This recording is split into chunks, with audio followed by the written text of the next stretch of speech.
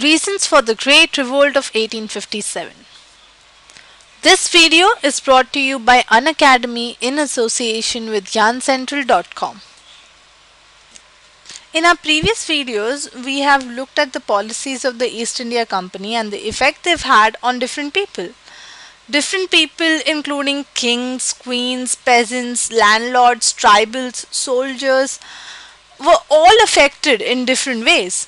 Now, in general, all people resist policies and actions that harm their interests or go against their sentiments. The Great Revolt of 1857 was an outcome of such a resistance shared by a lot of people. So let us recall the certain incidents which we have more or less mentioned earlier, which could have contributed to this revolt.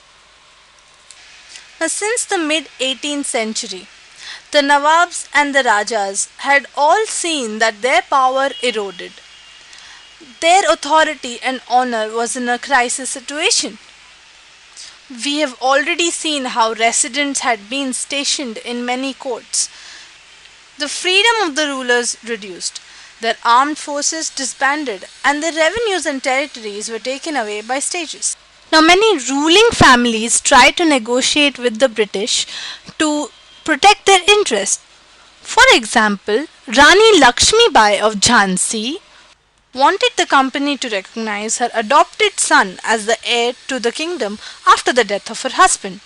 Similarly, Nana Saheb, the adopted son of Peshwa Bajirao II, pleaded that he be given his father's pension when the latter died. However, the company felt too confident of its superiority and military powers, so it turned down these pleas. We've discussed this before, but in 1801, a subsidiary alliance was imposed on the state of Awadh, and in 1856, Awadh was annexed over. To top it all, the Governor General, Lord Dalhousie, declared that the territory was being misgoverned and the British rule was needed to ensure proper administration. This really affected the people of Awadh. The company's next plan was to bring the Mughal dynasty to an end. The name of the Mughal king was removed from the coins minted by the company. In 1849, Governor General Dalhousie announced that after the death of Bahadur Shah Zafar, the family of the king would be shifted out of the Red Fort and given another place in Delhi to reside in.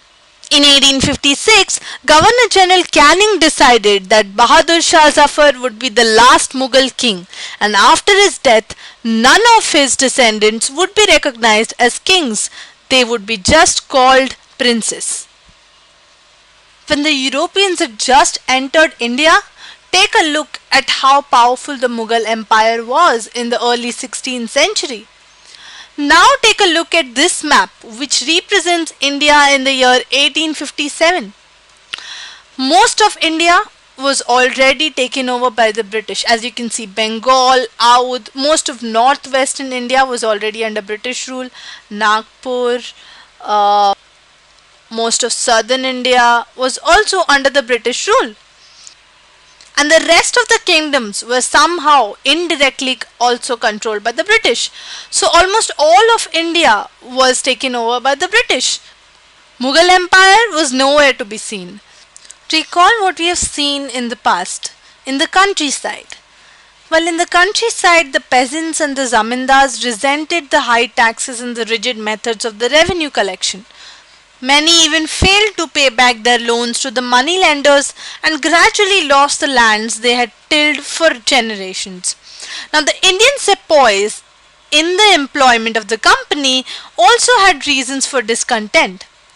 They were unhappy about their pay, allowances, and condition of service.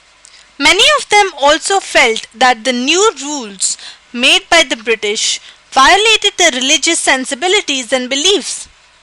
By the way, did you know that in those days, many people in the country believed that if they crossed the sea, they would lose their religion and caste.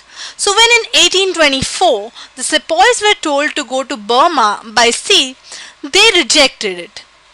although they all agreed to go by the land route. Now, they were severely punished for such an act, and since the issue did not die down, in 1856 the company passed a new law which stated that every person who took the employment in the company's army had to agree to serve overseas if required. As if this was not enough, the sepoys also reacted to what was happening in the countryside, as they had many relatives in the countryside. Many of them had peasants, families living in the villages. So the anger of the peasants quickly spread amongst the sepoys. Now the British believed that the Indian society had to be reformed. So they passed laws to stop the practice of sati and encourage the remarriage of widows. English language education was also actively promoted. After 1830, the company allowed Christian missionaries to function freely in its domain and even own land and property. Within 20 years, in 1850, a new law was passed to make conversion to Christianity even easier. Now, this law allowed an Indian who had converted to Christianity to inherit the property of his ancestors.